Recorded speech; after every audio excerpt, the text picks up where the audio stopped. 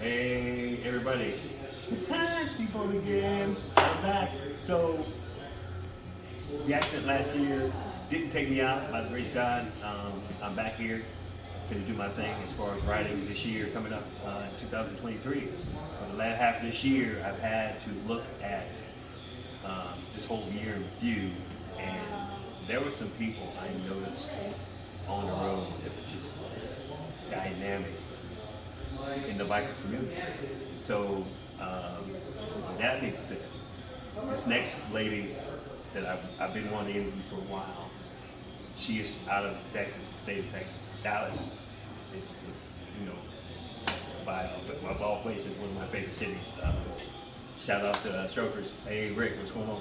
So, this lady, Snatch, she has been, I would say, more than probably 48 states. She just got back not too long ago from Alaska, doing her thing on motorcycles, in which this year altogether has been, for me, about the ladies doing their thing on tubes. But I wanted to introduce my girl Snacks, doing her thing. There she is, in the flesh. And so, before I get started, I want to give a shout out to the event that we are here at now, which is Reef and K Solo's Ride to Eat. We're down in Foley, Alabama. If you missed it this year, don't worry. This is going to continue. I hate to foresee the future, but it's going to continue for as long as these guys are these two particular individuals who have made a thing of riding just an admiration to a lot of people. And so, with that being said, I want to just say, hey, bravo on your trip to Alaska, of all places. The top, as K Solo would say, the top of the world. So, what was it like? I have to ask, what was it like for you to go to that length to leave for the lower 48, go through all the trials and tribulations just to get to the 49th state? You know, it's actually pretty funny. Phenom called me up about almost a year and a half ago, and said, hey, we need to do the Pan American Highway. Pan American Highway, did some research, let's do it. So I went and bought the Pan American, Harley-Davidson Pan American bike. While I was in the market, they came out right about the same time that I started looking. I'm a Harley person, sorry. So I went ahead and got the Pan America, and we said, how are we gonna do this? You know, because I'm still working. I only get 4 weeks off for vacation, and that's gonna definitely take more time than that. We need to do a practice ride. So the practice ride literally was going up to Dead Horse. So we did the northern part of the Pan America Highway. Now, when we decided to do that, it was probably a month before we were going to leave.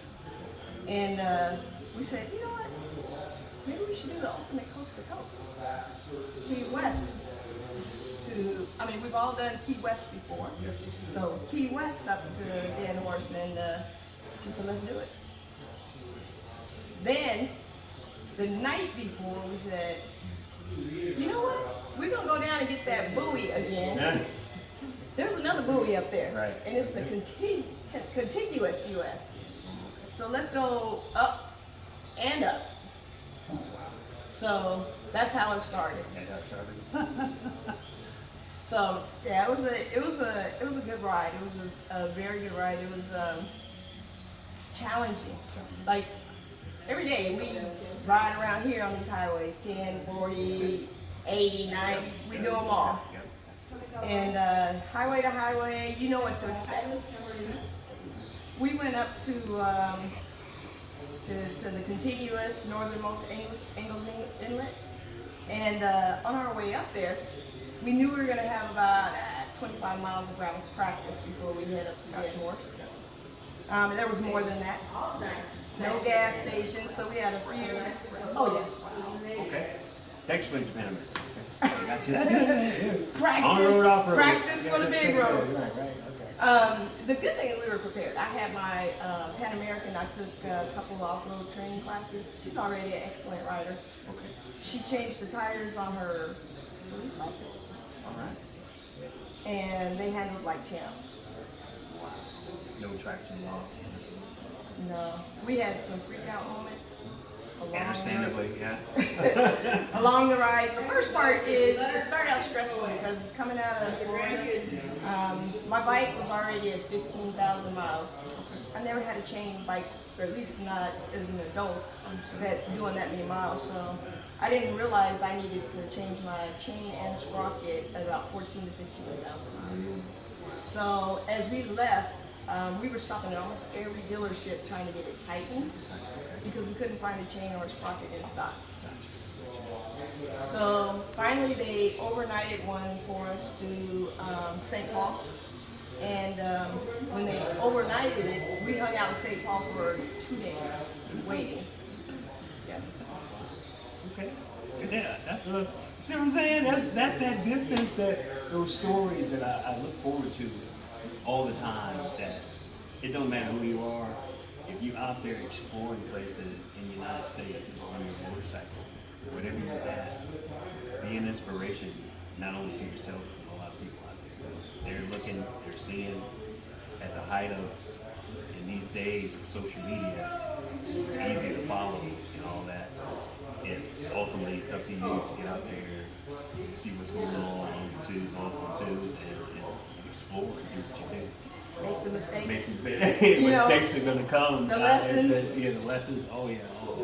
So, in all of this, I'm sure your family and everybody's job is very understanding how your adventures.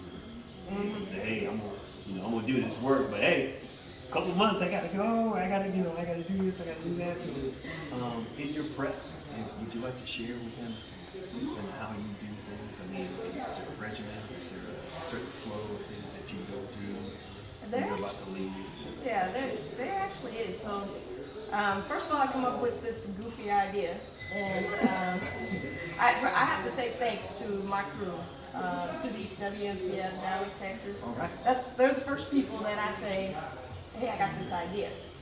And then they're the first people to say, oh, here you go again. But they're all good writers.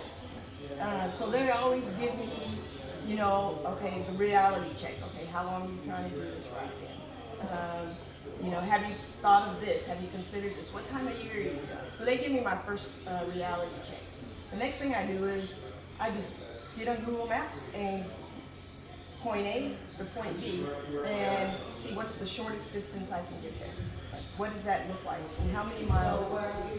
From there, I do some calculations. So for this trip, anywhere where I'm on the highway in the U.S., I calculate 500 miles a day. I know I can do more than that. And a lot of times I do more than that. I just go from usually around 5 a.m. or so. So my body says stop.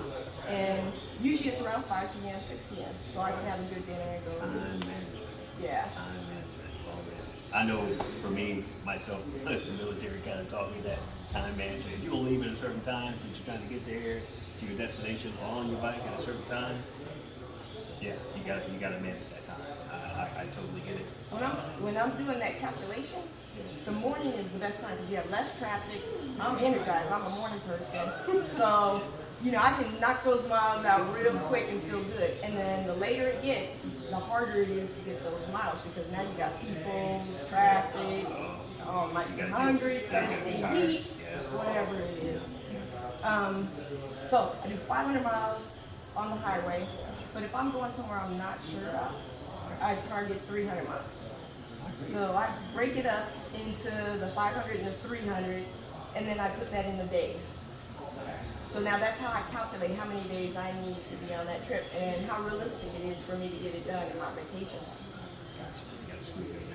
Yep. So that's exactly what we did. We did from Key West to Fairbanks, because Fairbanks was the last big city in Alaska before you get up. And then I knew that it was going to take us 2 days to get from Fairbanks to Dead Horse and then back. So that I didn't need to calculate that. I just need to get to Fairbanks, just reset, and there you go. Hey, there it is. It can be done. So if you out there, everybody out there. Not going to the oyster bar? No? I guess not. But anyway, that was another rider asking, hey, where are we going to do this? Where are we going to do that? Food. Anyway, yeah, food. Snacks. There it is. Always. There it is. There you go, right? So, to all of you out there, if you're looking to do long trips, please, by all means, if you're out there and you're watching certain people ride, take those notes, take that knowledge, do what you got to do for yourself, within the limits of yourself and your riding, of course. Don't get it confused, and just do the thing with it. One last question I have. Well, let me add one more thing onto that. Okay. So the thing about my riding is that I like, and it's probably different than a lot of others, is I ride for fun. So I'm like I'm around a bunch of ground pounders. I mean, real ground pounders. They got iron butts, and I have a few of them en route. Like if I know I need to get from point A to point B so that I can do fun stuff, that's how I do it. But after I map out those days, the next thing I do is every single day I look at what city I might be in or which ones I'm going through and figure out what do I need to see in that city. Because I never want to ride through a state or a city without seeing something. Yeah. So when you see me in those pictures and I'm doing all that silly stuff, I'm having fun. And see, that's for me. That's what I want to see. I followed you, and I was like, man, just like he said, Jumping, and I got people jumping with me now.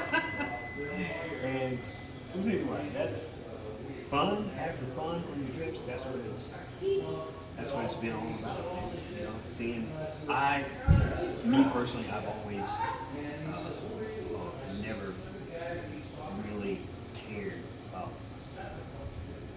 the content I wanted to put out, but I wanted to do what I wanted to do, show people out there the things I like to do as a biker, and it's, like you said, it's fun stuff, it's seeing stuff, it's having a good time doing it with a whole bunch of other people that love to do the same thing, you know what I mean? And that's just, for me, that's just been, like I said, watching you this year has been like always, kind of like it's just been freaking inspiration.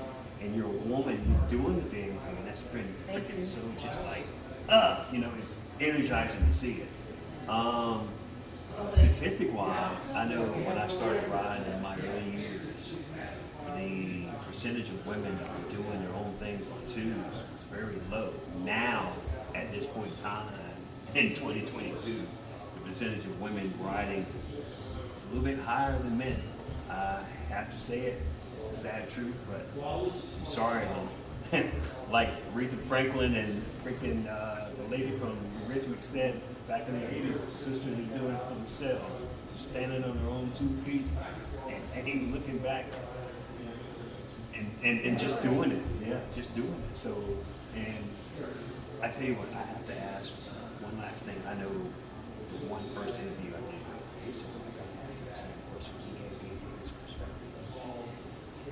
As far as the next maybe 3 to 5, 10 years, where do you see the culture altogether? I'm talking as far as the distance people, the culture as a whole. Where do you see it?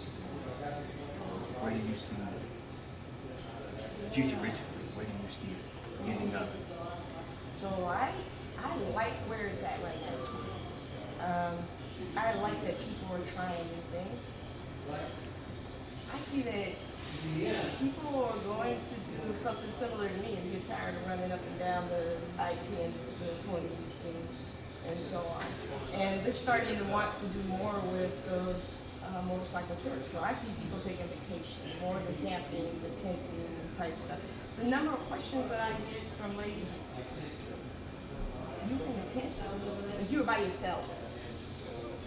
Like, yeah, well, I carried that tent around for 4 weeks, I'm gonna use it. That's right. Yeah. But I see more people wanting to do more and experience more than just getting the highway and the patches and those types of things. I see the inspiration coming from and for the little girls. the future. The number of times that I'm out doing something silly and they're like, "Is that your motorcycle?" I mean, that's pretty cool. I always get excited and motivated by that. So, from a sex standpoint, I'm definitely not an expert on that. From what I see, though, more people are asking me, "Oh, you got that adventure bike?" Yeah, it's a change. What do you think about that? I've been thinking about it. I've test rode. I've heard, like even here, I've test rode. I went and test rode a couple of them. People aren't talking about that. It's going there. Other manufacturers I've seen too. I know, for instance, like Harley kind of waited until the industry of adventure touring bikes was settled in itself, and then they came out with Pan America, and it just kind of blew everything kind of to pieces, because I know BMW, Yamaha, Honda, Kawasaki, all those off brands of bikes, metric brand bikes, had been in the adventure touring market for a while. And Harley, of course, being as innovative as they are, and progressing towards the future and riding young people, they just said, "Hey, here's that bike. It's got a suspension system that can raise up and lower." I love that. I mean, I seen that and I was like, "Oh my God." I test rode the BMW 850 in one of my classes, and I was like, "Okay, this is a nice solid bike." But I take for granted the things I'm getting on my Pan America. But there it is, y'all. I mean, you've heard it from one of the most successful women on the road on tubes that I think I've ever met, and I say that sincerely, because I'm not gonna lie, man.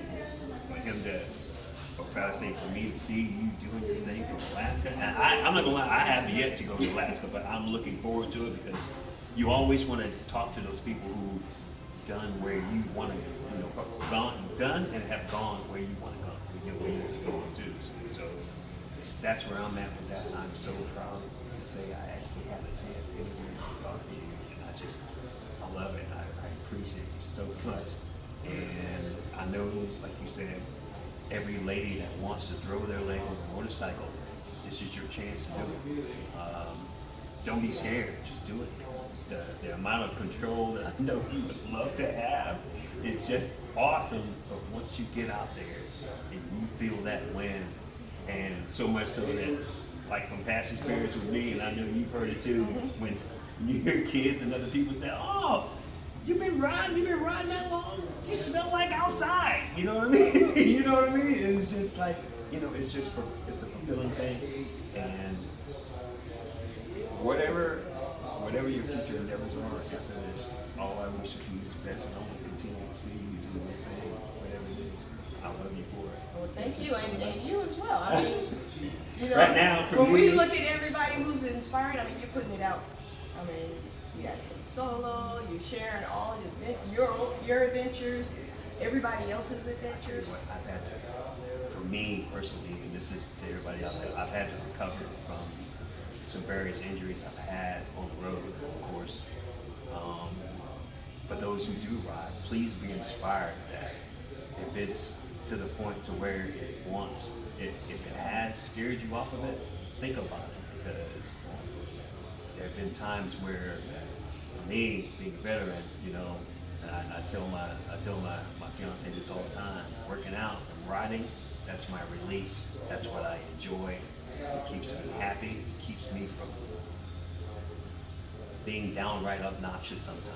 So, and I say that spiritually, of course. So, but it's, tell you what, to get up from the last year and recover from an accident and then get back and ride twos, and here I am, doing it. Respect. I love it, man. It's just respect to you, of course, because tell you what, to keep going, and all the years I've been riding, I've seen some of everything, but stay inspired, look inside yourself and pull it all out. And of course, if there's people out there inspiring you to ride a motorcycle, do it, because we're not going to give up this life.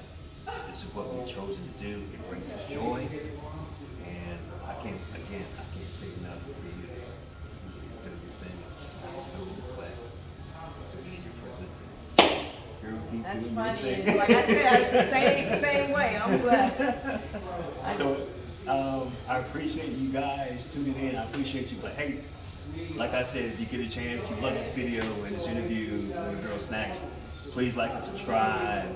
And like I said, riding adventure for T-Bone the Biker. I'm going to continue with my interviews.